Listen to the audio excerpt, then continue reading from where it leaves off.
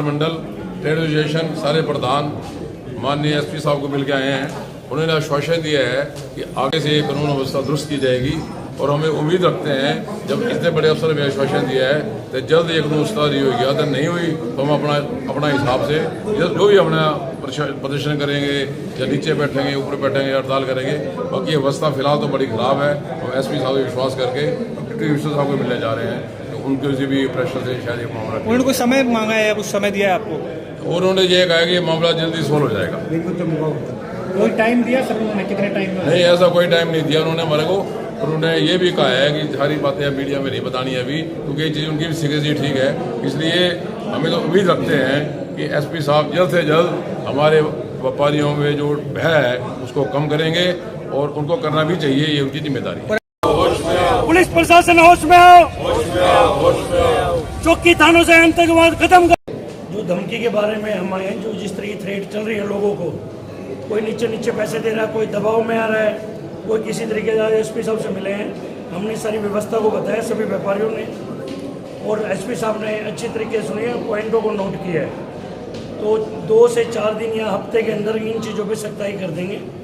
FIR दर्ज करने के मामले को लेकर क्या बोला? एफआईआर दर्ज करने के लिए एसपी साहब ने कह दिया कि हमारे को रिटर्न दे दो, मैं एफआईआर को दर्ज कर देंगे। फिर भी नहीं होता तो अगली रणनीति व्यापारी अपना संघर्ष करता रहेगा जैसे कर रहा है। जैसे व्यापारियों की जो समस्याएं हैं उसके लिए व्यापारी मंडल सभी के सभी रोहतक के समस्त व्यापारी अपना बहुत अच्छे स्वभाव से अच्छे तरीके से प्रशासन पर आवाज उठाते रहेगा। अब जो कार्रवाई हुई है संतुष्ट है व्यापारी संतुष्ट है जो कार्रवाई चल रही है? क्या जी? व्यापारी संतुष्ट है? जो व्यापारी संतुष्ट इतना है कि आश्वासन दिया है, तो विश्वास हमें करना पड़ेगा व्यापारियों को। व्यापारी वर्ग चाहे जिस भी संगठन से जुड़ा हुआ था वो आज यहाँ पर इसी बात को लेकर एसपी महोदय से हम लोग मिले। कल हम लोगों ने एक निजी बैठक की थी और उस बैठक में ये निर्णय लिया था कि 12 बजे हम पीड़ित है, हम तो अरे पीड़ित है तो फरियाद आ रहे ना, मैं शौक थोड़ी नहीं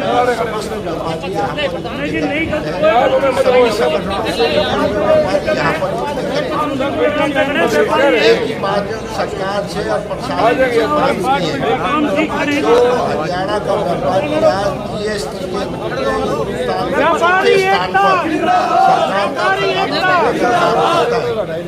में केवल एक ही चीज चाहता है कि उसकी जान माल की सुरक्षा सरकार सुनिश्चित करे, प्रशासन उसकी सुनिश्चित करे, जिसके लिए एसपी साहब ने हमें आश्वस्त किया है जिन बाजारों के अंदर रुपए का लेन देन होता है वहाँ पर पुलिस की गश्त बढ़ाई जाएगी, सीसीटीवी कैमरों को और मुस्तैदी के साथ तेज किया जाएगा और